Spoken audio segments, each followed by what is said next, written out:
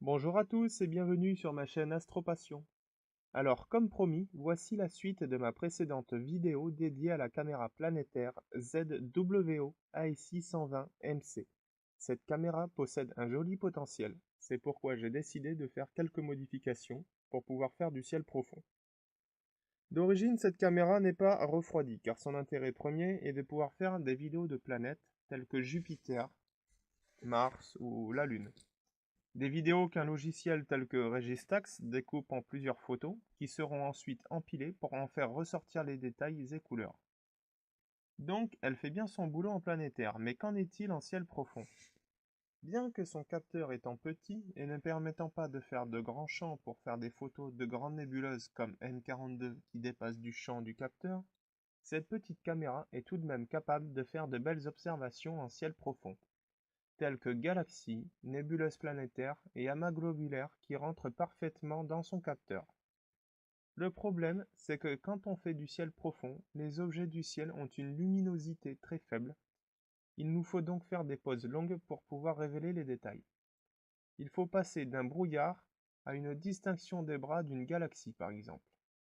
Le problème, c'est qu'en faisant des pauses longues, la caméra va aussi imprimer sur l'image le bruit et les pixels chauds qui sont produits par le fonctionnement du capteur. Pour empêcher cela, il y a deux méthodes. D'abord, vous pouvez faire des images dark.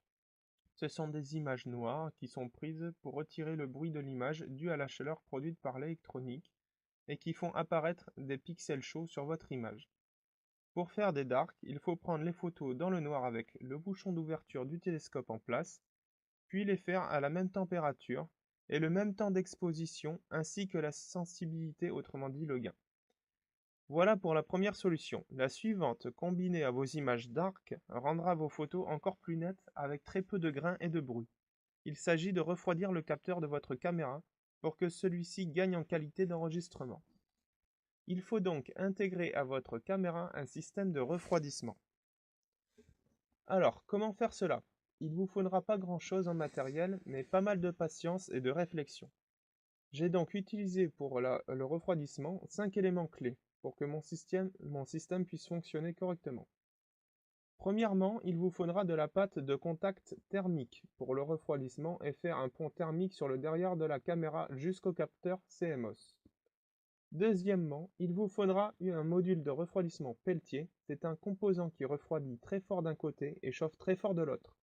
C'est pour cela qu'il vous faudra ensuite un dissipateur thermique en aluminium couplé à un ventilateur pour refroidir le côté chaud. J'ai donc utilisé un ventirad d'ordinateur qui normalement refroidit le processeur d'un PC. Enfin, pour terminer, il vous faudra un petit régulateur de température, autrement dit un thermostat, pour pouvoir refroidir à une température voulue, aussi bien haute que basse, et ainsi éviter que ça ne fonctionne en permanence ou ne refroidisse de trop la caméra, produisant ainsi de la buée. Je vous invite d'ailleurs pour cela à vous renseigner sur le point de rosée.